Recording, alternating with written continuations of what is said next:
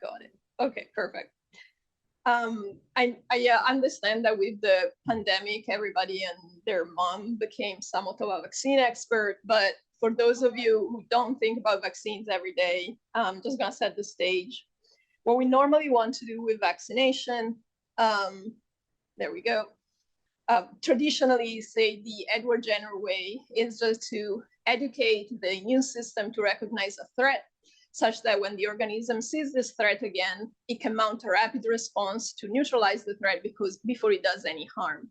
And typically this historically was done with either live or attenuated bacteria or viruses, just by depositing them either in the muscle or in the skin.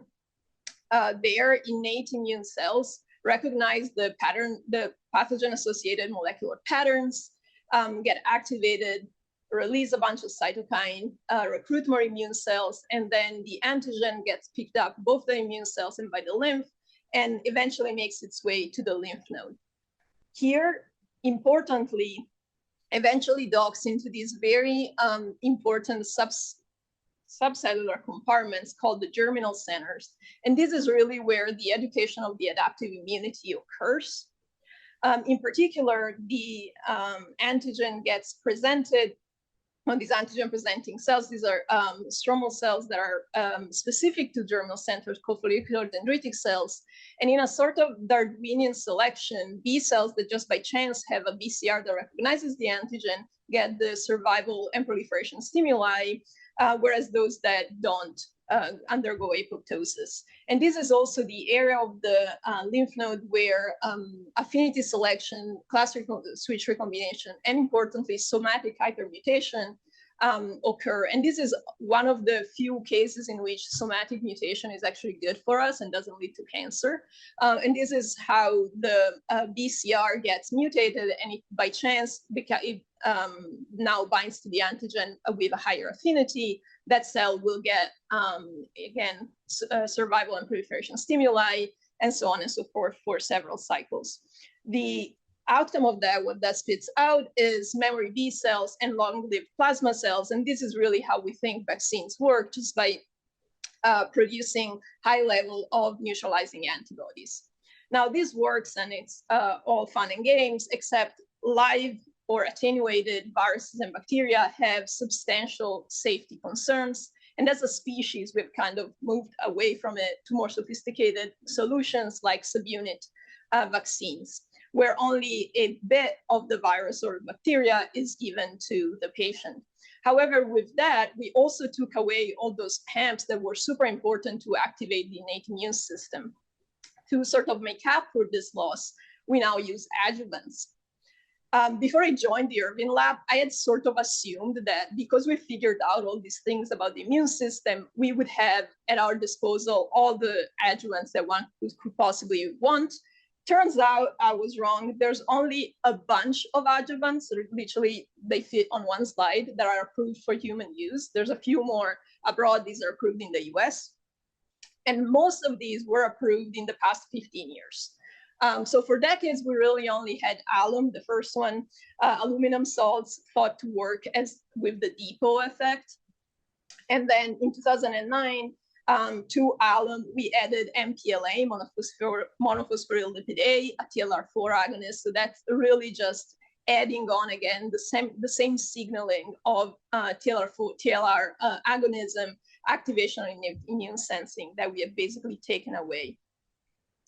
That was followed by MF59, which is an oil and water emulsion of squalene. Kind of murky how this works. It seems to rely mostly on cytokine release. Then CpG, many of you probably use this in the lab. It's just a synthetic oligonucleotide that sort of mimics DNA from bacteria and viruses. And then we have these last two ones that importantly both contain this molecule, QS21, highlighted in red.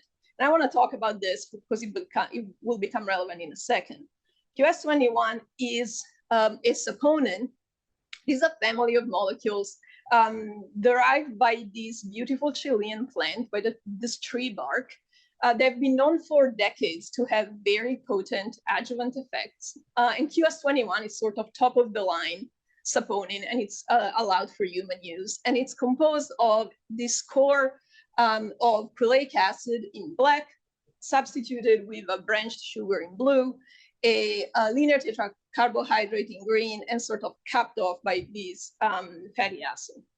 And so having both the hydrophobic and hydrophilic components, it makes it an amphiphilic molecule, which can insert into membranes, and that's part of the explanation as to why QS21 can be really toxic to the cells. However, this toxicity can be offset by adding to the formulations cholesterol or other lipids.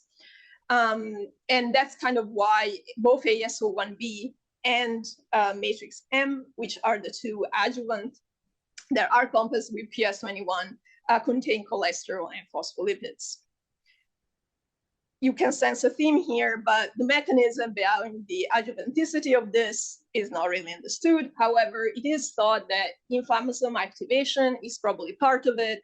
And for T cells in particular, endosomal disruption has been characterized, where in a way, when the antigen enters antigen-presenting cells with the adjuvant, after endosome disruption, it can be loaded more easily onto MHC1 complexes, leading to cross-presentation. And so because of this, we figured that maybe if we could just complex the Saponin nanoparticles in matrix M, basically very similar to those, with a TLR agonist that could act in the cytoplasm, maybe they could synergize. And the person who took on this job in the lab was Murilo Silva a few years ago. So he started with ISCOMs. These are these nanoparticles, these are sort of soccer ball shaped cages, 40 nanometers, that are basically just QS21, cholesterol, and phospholipids. And he tried to add on several TLR agonists. The only one that worked without disrupting the structure too much was, guess what, MPLA, which also happens to be the one that is in AS01B, so works for everybody. And thus, Saponin MPLA nanoparticles were born. We refer to this in the lab as SMNP. It forms the same exact cage-like structures, and they are pretty homogeneous in size. So the properties of the cages are very similar to ISCOMs, but we have added on top MPLA. And Murilo benchmarked this SMNP against a bunch of clinically and preclinically relevant adjuvants. He used a stabilized HIV envelope called MD39 to immunize mice. This is a pretty poor immunogen, also known in the field as vanilla MD39, to kind of convey how exciting an immunogen it is. And as you can see, both at the level of these germinal centers, those very specialized subcompartments in the lymph node, and at the level of the antibodies, this SMNP in red wildly outperforms the other adjuvants. So that works great, except this is a mouse. Not only can it not be infected by HIV or similar viruses, it even lacks the B cell precursor to even make neutralizing antibodies. So it's a very limited model. What we actually use in the field to better model what the response to an HIV vaccine in humans would be are non-human primates. And we've been using rhesus macaques for a while. Now, I don't know how many of you work with primates. Obviously, it's not as easy as just placing an order at Jackson and they get delivered on Tuesday. So we don't have access to that many animals. It's just inconceivable to test all those adjuvants. But we did benchmark it against alum that has historically been the workhorse of adjuvants. And again, SMNP wildly outperformed alum. And this in particular is B cells in the germinal center that are antigen specific for MD39. And again, the serum titer were way higher, even just after the prime. So this is great. We now were left in the enviable position of having something that works really well and sort of having to chase down why that is. So how does SMNP actually work? In the next few slides, you'll see that we kind of know some. So here's what we do know. The first clue one gets when you start doing necropsies of mice that have been immunized. I don't know how many of you have seen a naive lymph node. We did not have the foresight to actually take a picture side by side. This will be taken care of shortly, now that I've discovered this pitfall.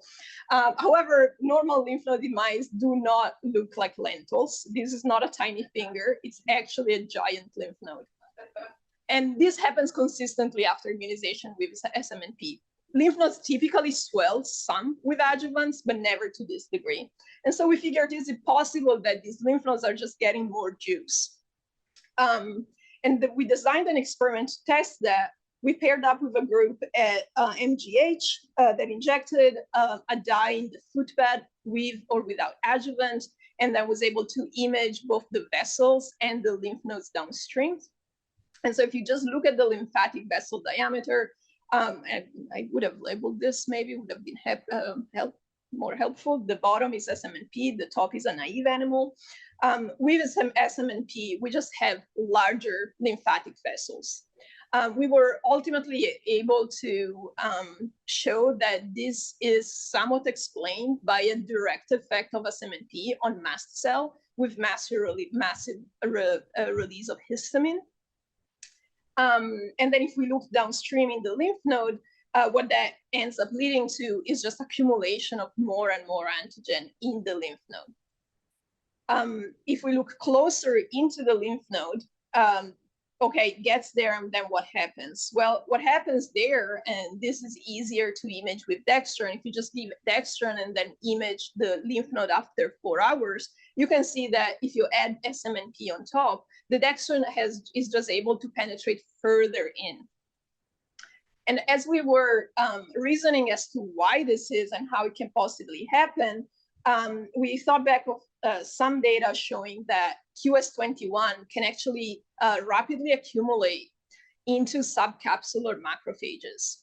And when we looked at that, we found out that in the case of SMNP, what happens is actually we have a rapid loss of those cells.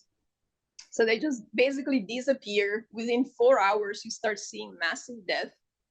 And this is kind of different from what they had seen with the AS01B, because as it turns out, when you remove those cells, AS01B loses its efficacy, whereas SMNP seems to lead to loss of these cells. And Ilana, a postdoc in the lab, is now chasing down more of these leads, trying to figure out exactly what happens to these cells after SMNP is administered. The antigen obviously arrives to the lymph node, can penetrate further. Where does it go? Which cells pick it up? It's a bunch of cells pick it up, but importantly, it does get to these B cells that we ultimately see becoming either plasma cells or memory B cells. And in fact, more so with SMNP than with any of the other adjuvants we tested, a fluorescently labeled antigen was able to accumulate in B cells. And this is followed by, again, proliferation and eventually somatic hypermutation of those cells. We were able recently to do similar, let me just keep that. Sorry, okay. So the antigen gets to the lymph node, it gets taken up by these cells. Is that all we need? Is just any adjuvant that can drive massive accumulation of antigen into a lymph node gonna be a better adjuvant? Does it matter where it goes? We kind of know that it does matter. In fact, the lab had, there we go. The lab has known for a long time that if we take a step back and learn from infectious diseases, both the timing and spatial localization of the response really matter. And in fact, if you compare a bolus injection with something that more closely mimics a natural occurring of an infection, where the body sees a little bit of antigen at the beginning, and then the virus or bacteria proliferates, and the body eventually sees more of it, that leads to a better response.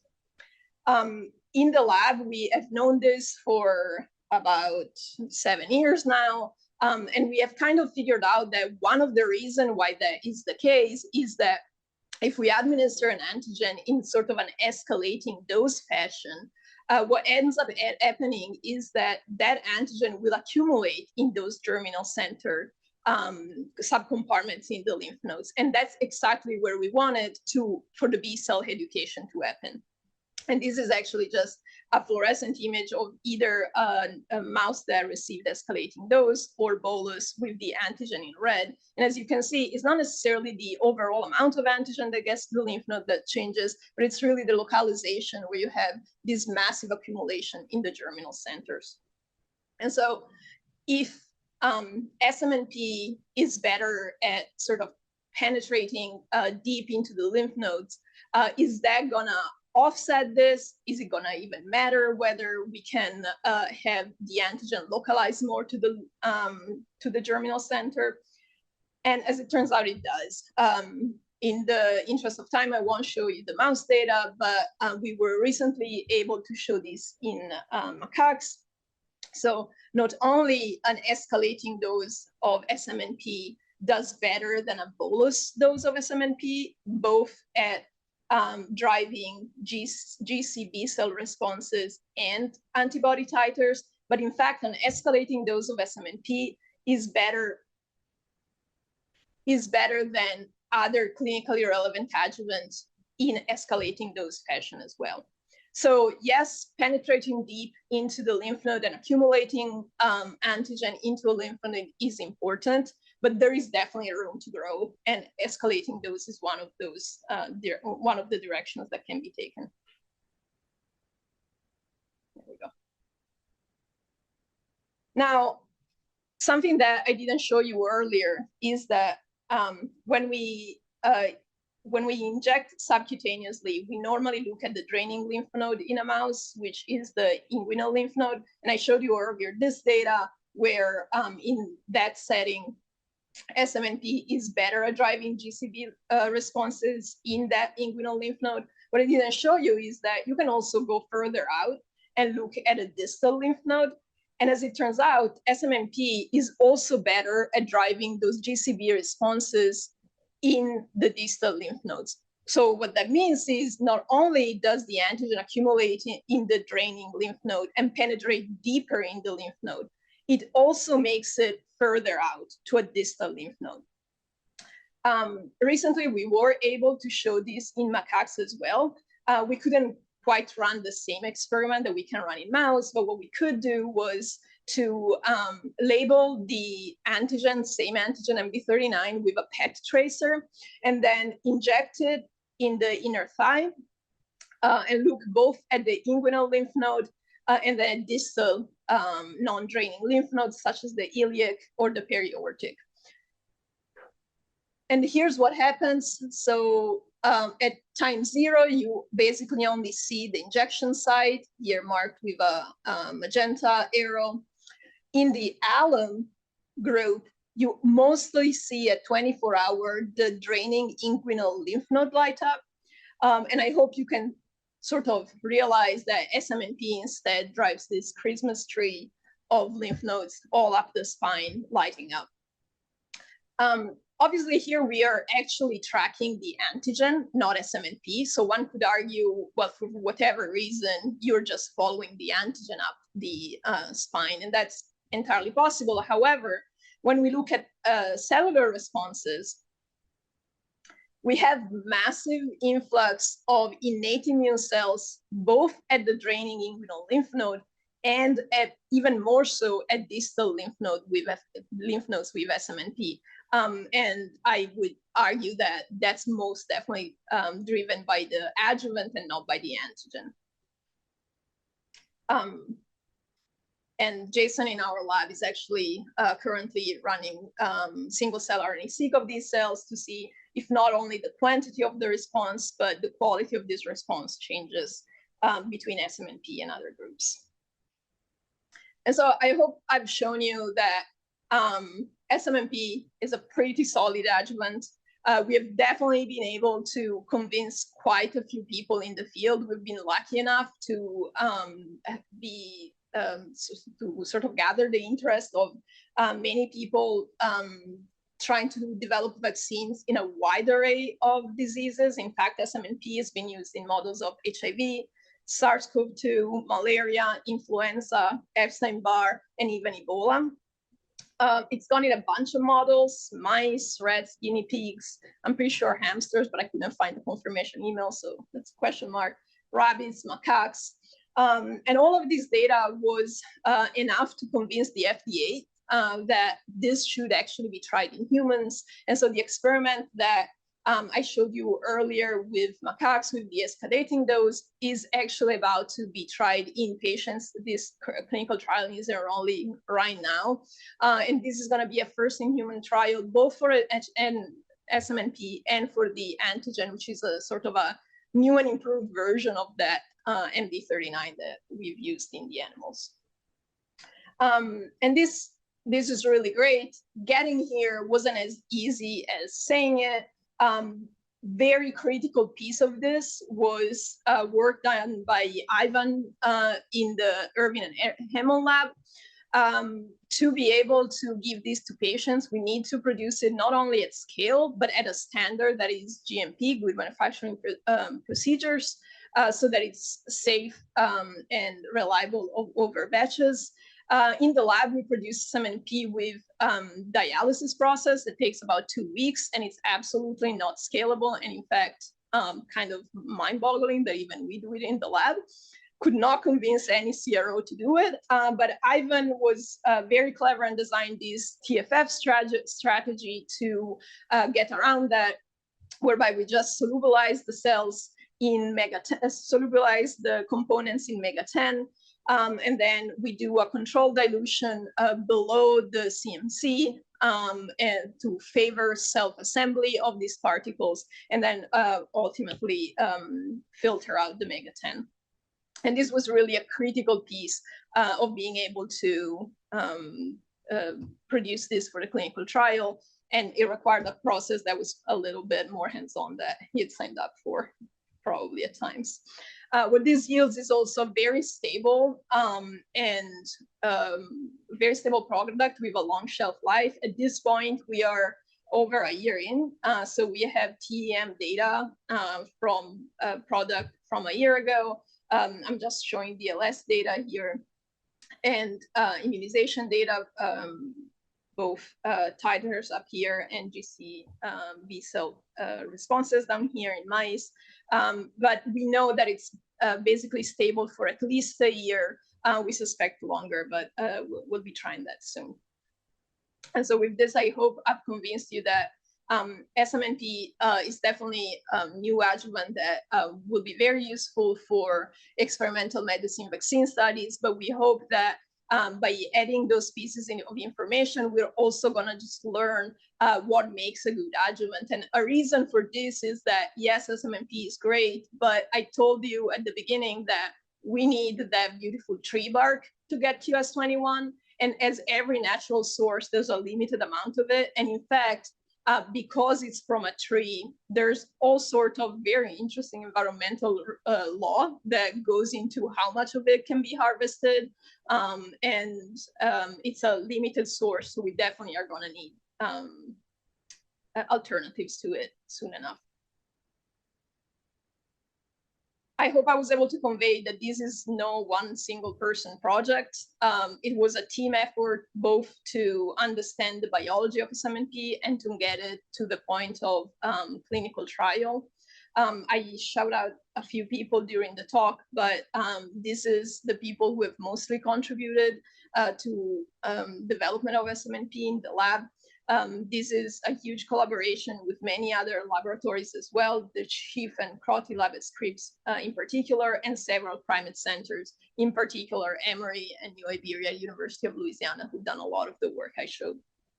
With that, I'm happy to take any question, but I reserve the right to call on the team if I'm not able to answer them.